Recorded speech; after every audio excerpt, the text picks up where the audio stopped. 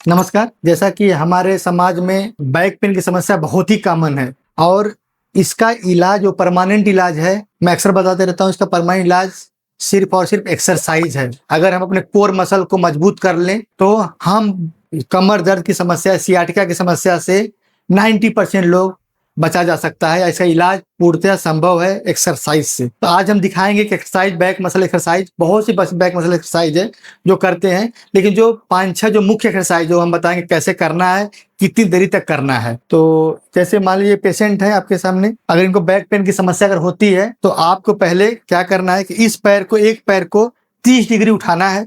आप उठाइए 30 डिग्री तक, और ये बस इतना ही। इसको 10 से 15 सेकंड तक रोक के रखिए। इसको 5 बार करना है। आप नीचे रखिए, वो उठाइए, इतना ही उठा के रखना है। 10 से 15 सेकंड तक रोक के रखिए, 5 बार करिए, धीरे धीरे नीचे रखिए।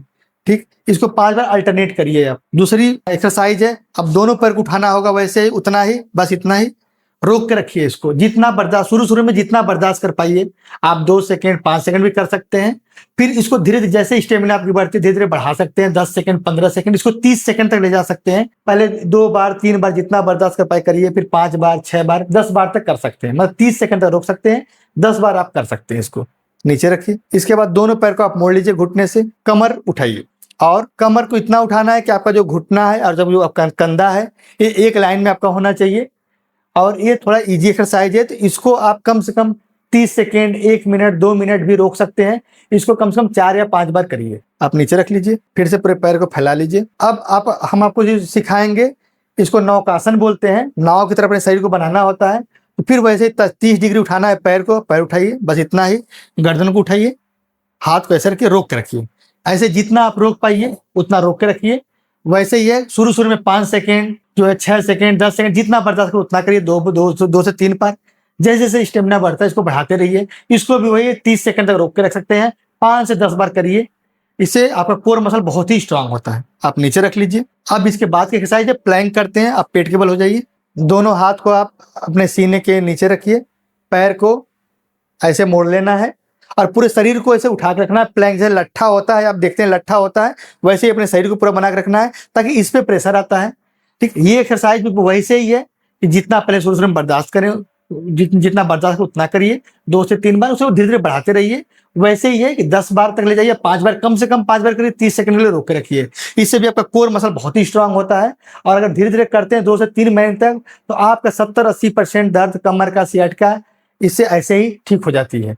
अब इससे बाद एक लास्ट है, स्ट्रेचिंग करना होता है। आप फिर से हो जाइए इससे।